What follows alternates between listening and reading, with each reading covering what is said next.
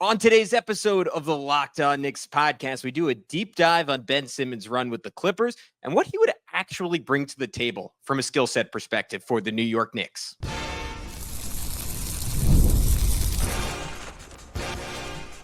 You are Locked On Knicks, your daily New York Knicks podcast, part of the Locked On Podcast Network. Your team every day.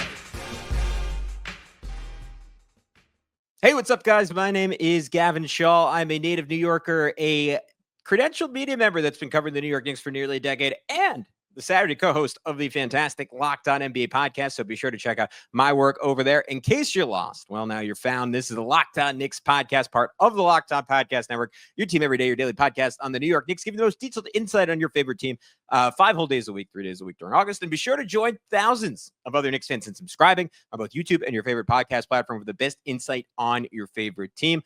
Subscribing, liking, commenting, leaving a review, all incredibly helpful to growing the podcast. Before we get into things, we want to remind you that today's episode is brought to you by our good friends over at FanDuel. Football season's around the corner, so visit the FanDuel app today and start planning your future bets right now. On today's show, I am joined by Darian Vaziri, the fantastic solo host of the Locked On Clippers podcast, to talk about what the Ben Simmons experience was like in LA, why some of the negative stats I relayed on our last episode about Ben Simmons are a little bit unfair to him, and some of the impact numbers might not say as much as you think. We're going to talk about how damaging his lack of shooting is on offense, how creative or not so creative the Clippers were in terms of their usage of him, how the Knicks could use him, and if the Knicks should ultimately sign him. We're going to get into all that with Darian right now. All right, guys, as promised, we are joined by Darian Vaziri, our fantastic host of Locked On Clippers. Also, check him out on the Dime YouTube channel. It goes by the name Dime Dropper, giving you a whole lot of incredible content on NBA history, the NBA in the present, which I really love. I really respect, because I get down with that. I'm sure, like me, you probably read Bill Simmons' book of basketball growing up, and you're like, I have to dive a little deeper into all this. So I think it's incredible what you do, man. And I'm excited to get to talk to you about our good friend, Ben Simmons, today. Oh, thanks, Gavin, for having me on. And always nice to talk about the Knicks in some ways, because I always respect their fans so much. I feel like that is not a common feeling amongst non-Knicks fans. So I will take the compliment and run with it there. Let's start off as broadly as possible. How would you? It wasn't a ton of games, right? It was only 18 games in the regular season, 7 in the playoffs. But how would you sum up the experience of having 2025 Ben Simmons on your basketball team? It was exactly what I kind of expected it to be. He didn't prove to be a guy that, if you have championship aspirations, which the Knicks do have, especially with the Eastern Conference so wide open this year with the injuries to Indiana and Boston, I don't know if Ben Simmons is quite good enough to be in a championship rotation, because he straight up just doesn't play with confidence in terms of looking at the basket to score. We know that he can push pace. We know that he can defend, albeit not at the level that he did, in 2021 when he was with the Sixers, but he's still a plus defender. He can rebound. He's good in transition, but in the half court and even in transition, everyone knows he's looking to pass. It's like when Rondo was old and everybody knew he was looking to pass, but with size, but not as good of a passer. That's what I would consider Ben Simmons. So there were some good moments in the regular season, and there were even some not so bad moments early in that playoff series. And some Clipper fans say that Ty Lue maybe should have not taken Ben Simmons out of the rotation. But I will say, I believe I said after game 4 or 5, I don't remember which one, on Locked On Clippers, that he probably shouldn't play the next game, because I just didn't feel like he was giving us enough. So that's kind of the experience with Ben is, we thought it could be something good, and it ended up just being something just okay. And I think, look, like the Knicks would use him in a slightly different role, right? He'd be the 10th guy. I don't think he would be an everyday player. He would very much be a specialist. The stat that sticks with me, there's a couple of damning ones that we'll go through throughout the show, but the one that sticks with me more than any other is they had a minus 8.1 net rating when he was on the court. And you know this better than I do. The Clippers, maybe along with Golden State, were playing, and Oklahoma City, of course, were playing as well as any team in the NBA when Ben Simmons was on the roster post All-Star break. Like, the fact that they were that poor with him on the court when they were otherwise like a pretty dominant team, I would assume without him, the net rating was probably somewhere in the in the double-digit range. That is pretty telling to me. But how much, and look, you maybe hinted at some of this with his aversion to even looking at the rim. How much at this point do you think his struggles to be the guy he was early in his career are mental versus physical? Obviously, we all know about the back injury. Seems like that undoubtedly snap or zapped some percentage of his athleticism. He shot just 44% at the rim while he was on the Clippers. That was second percentile in the NBA. B-Ball Index gave him an F grade in terms of his finishing talent. Kind of middling as a defensive playmaker, right? Only 23rd percentile in steal percentage in 33 games on the Nets, closer to average 56th percentile on the Clippers. But he doesn't seem like he's in the same universe of being the same athlete. Is that fair, or were there still kind of flashes of the old Ben Simmons? No, not athletically. I'd say he's not the same. The injuries have taken a toll. But in terms of him being a plus player, I think a lot of that is mental. I think if he does get more aggressive and does look at the rim, even though he's not the best finisher and doesn't have the best touch, there will still be good returns because teams might just start respecting him a little bit more. You know, every team knows in the scouting report that Ben Simmons is driving, looking to pass. And if he puts up some of those runners, if he goes to the basket aggressively, even if he misses here and there, I do think that will change the way teams guard him to some degree. As far as the net rating thing, I think there is some context to that. A lot of his lineups came as a small ball 5 with Ivica Zubac out of the game, and oftentimes James Harden out of the game. So when you talk about those factors, then it's normal to say that the Clippers net rating wouldn't be as good. So I would honestly not put too much of that on Ben Simmons. I wouldn't knock him too much for that. The Clippers straight up just didn't have a backup center last year. And so if it's a Zubac, that's why we went out and got Brook Lopez, because, Ben Simmons is a small ball 5. It can work here and there, but it's not going to work against high level competition, in my opinion, in which the Knicks are going to be playing in the playoffs. So yeah, I do think a lot of it is mental. He still can be a decent player, but for me, I've just kind of, and I said this before he was a Clipper, but I gave him a chance. I kind of gave up on him with Brooklyn. I'm like, I just don't know if he's going to be, well, at least I gave up on him being like a good, I don't want to say a good NBA player because I still think he could be like a good NBA player depending on what you consider good. But a good starter, maybe? Like exactly. Like no way. Like just no way.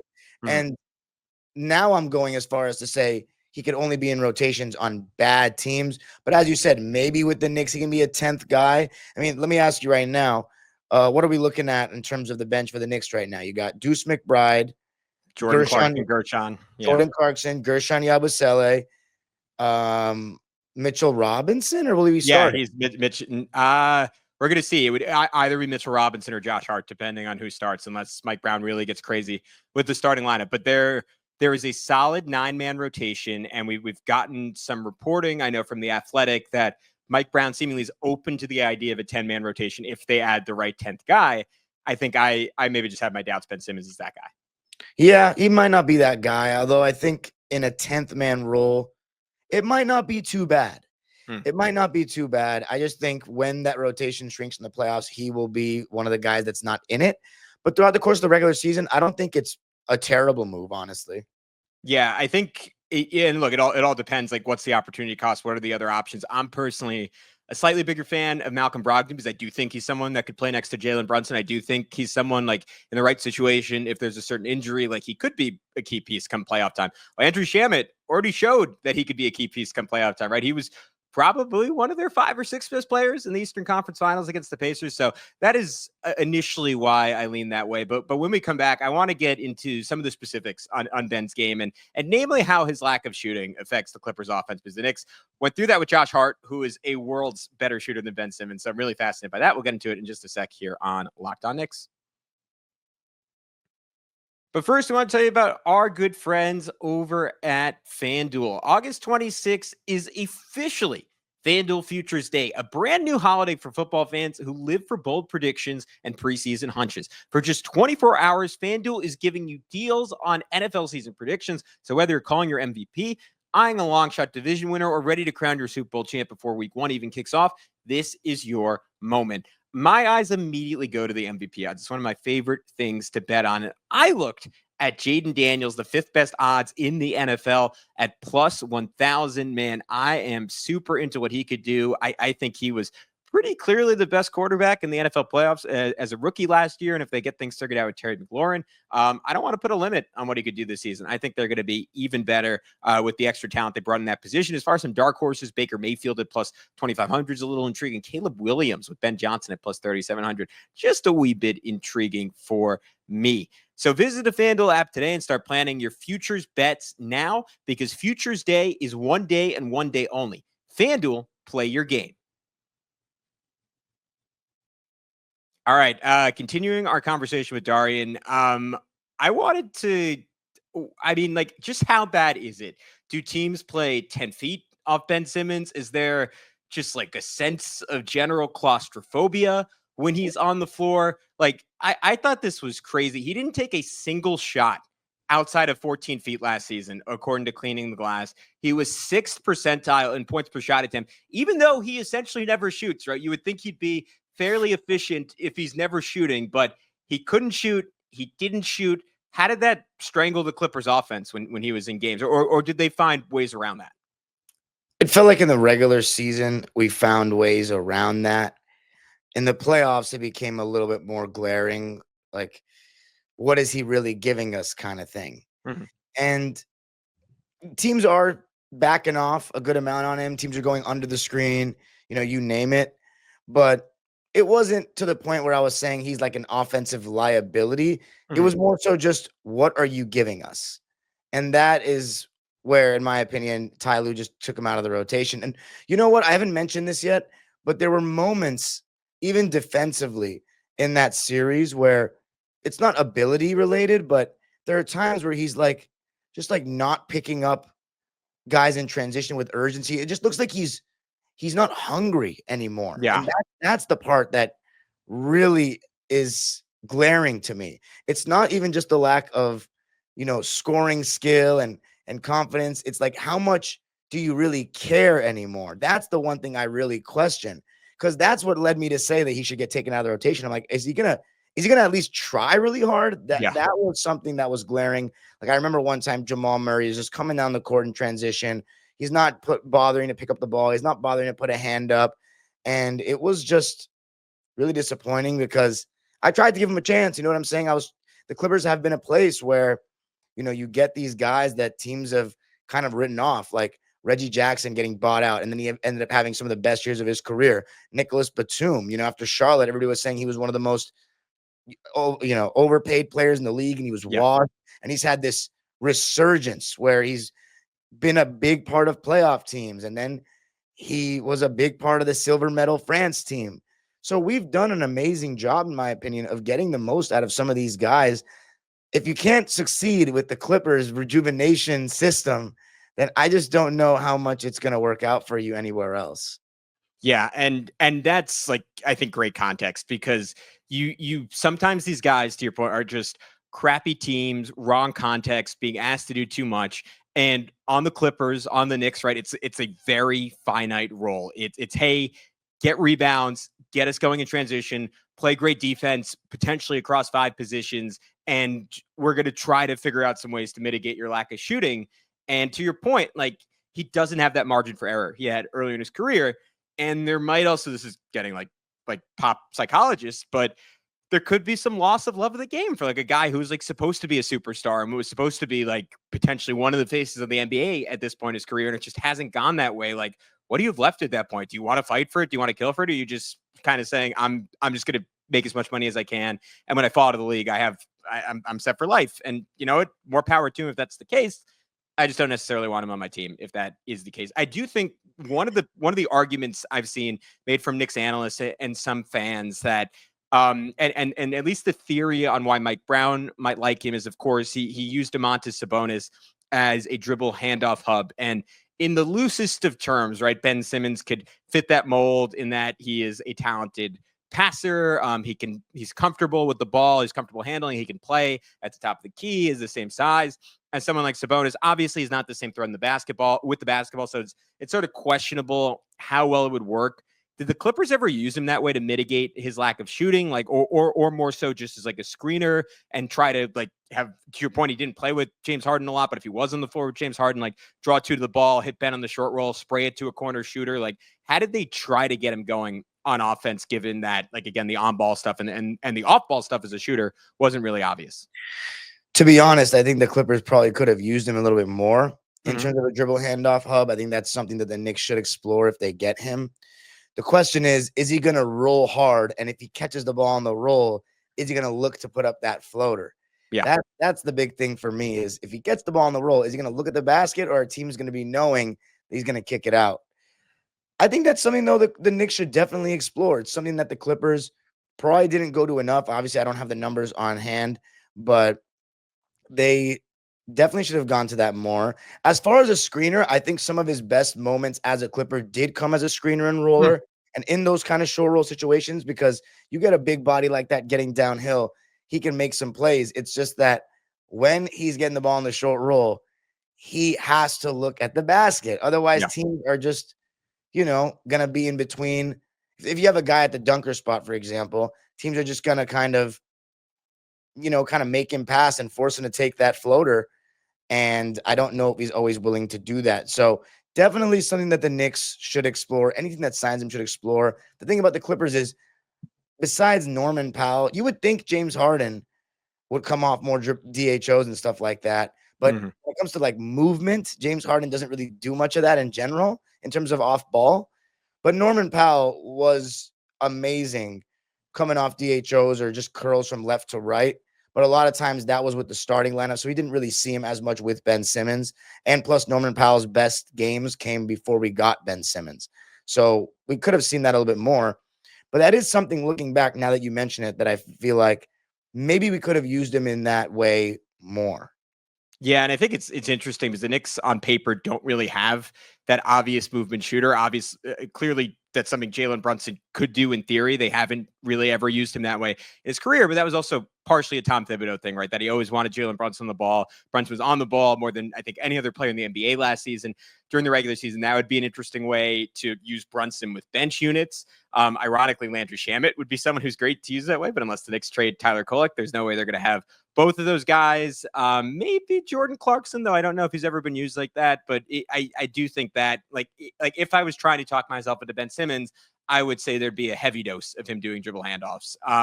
Let's get to something a little bit more positive. I know you mentioned that he took a step back defensively.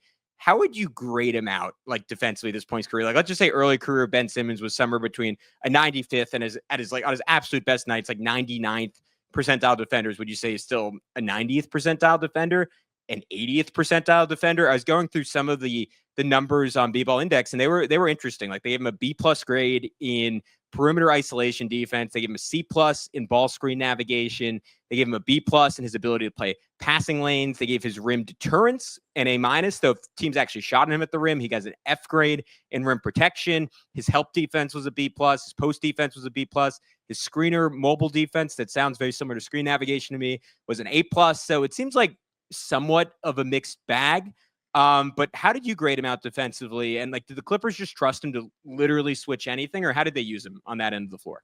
Yeah, well, when the Clippers go 1 through 5, or put Ben Simmons at the small ball 5, it's always switching 1 through 5. Sure. The thing is, when you have Ben Simmons or any type of lineup that's switching everything, teams are going to target who they want to on that end of the floor. Of course. And you're not usually going to ask Ben Simmons' guy to come set the screen because you don't ideally want him guarding the ball because he's not bad at it. You want to target defenders that are worse. So I don't remember too much of Ben Simmons guarding in isolation for us. The screen navigation thing is the biggest one because in today's NBA, that's everything. And I thought Ben Simmons was a little underwhelming there compared to 2021. It just felt like he wasn't staying attached or on guys' hips the same way that he was back in Philly. You know, it's just sometimes being not out of the play on screens, but they would come off screens freely. You know what I'm saying? He would get screened and somewhat taken out of the picture for a second, and his recovery wasn't that great. So I would say he was just average in the screen navigation department. As far as post defense, I actually think he wasn't bad. He had some good moments putting some pressure on Jokic in the good moments he had in those first 3 games. But again, not a huge sample size in terms of post defense because how many guys in the NBA today are even really posting up like that? So, you know, you don't have too large of a sample size there. Rim protection, I mean, I don't really remember too much of him because he's not just sitting at the rim. You know what I mean? He could be guarding anybody when we're going small. So yeah, my overall takeaway would be still a solid defender, still a plus defender, just not the defensive player of the year candidate that we saw in Philly, but still a pretty solid defender. That's where you're getting the value in Ben Simmons much more so than the offense, of course.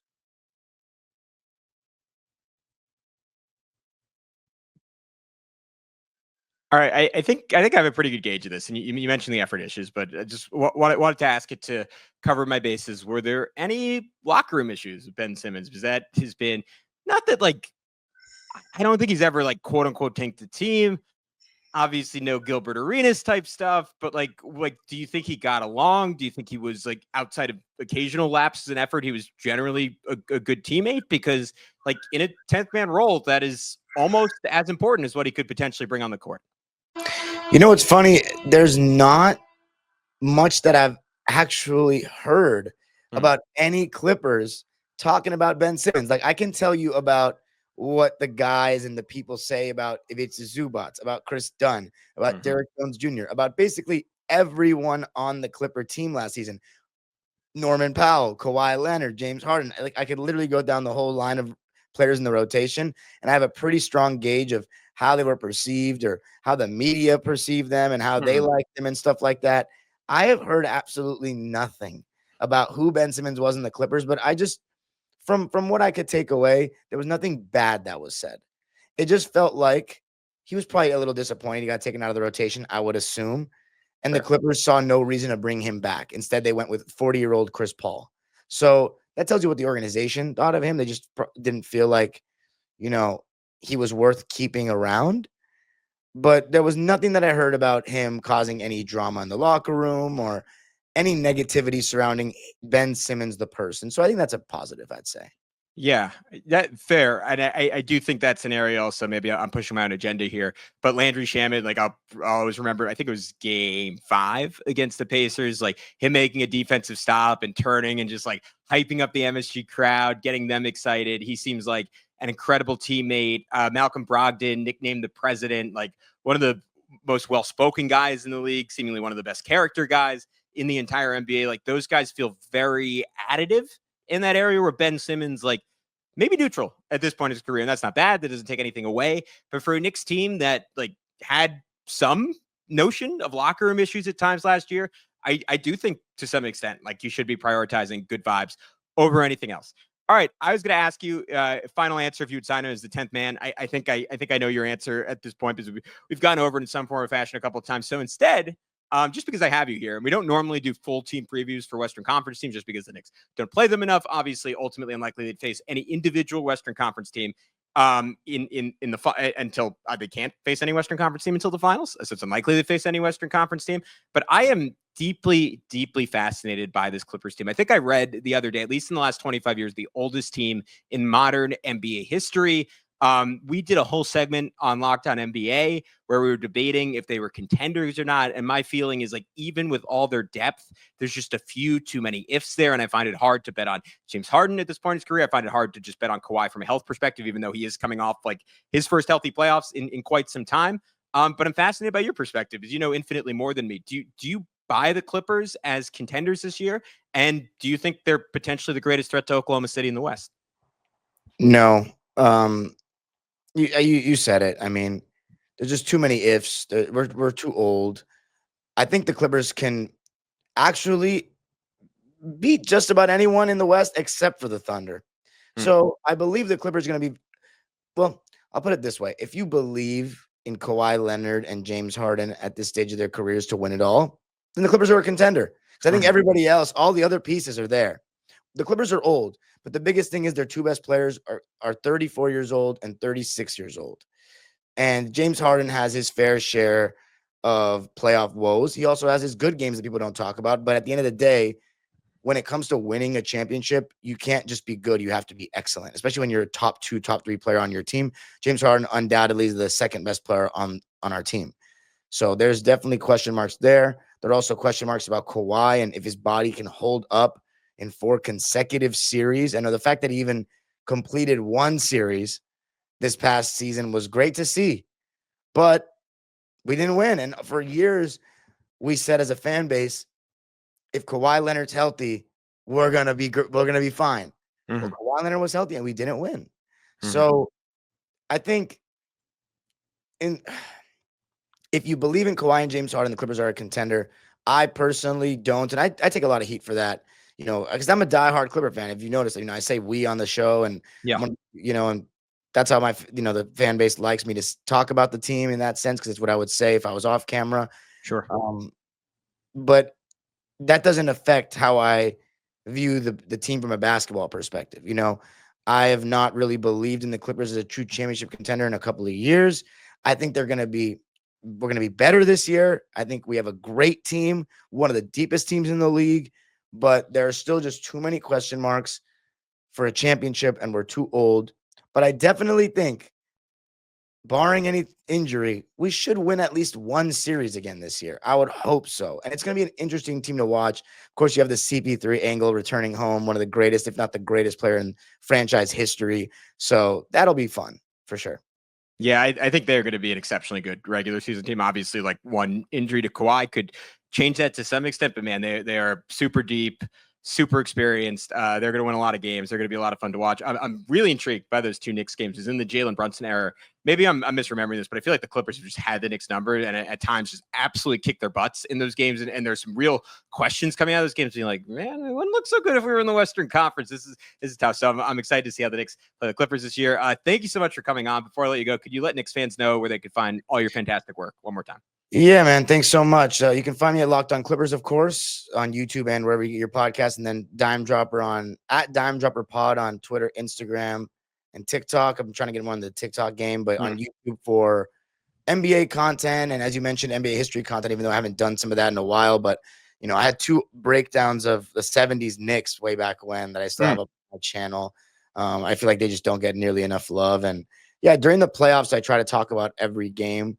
During the regular season, it's mostly LA-based content. So Lakers, Clippers, largely, with the Clippers being my fan angle and my season tickets. And if you want to know what the Intuit Dome is like and want to see what the newest stadium in the NBA was like, I documented the whole journey, the wall, everything you hear about it. There's no better place than my channel to see all of that. So appreciate it, Gavin. All right, yeah, I'm excited to check it out. Hey, man, he's debated with Kevin Durant on Twitter. Nice enough to come on the pod with us.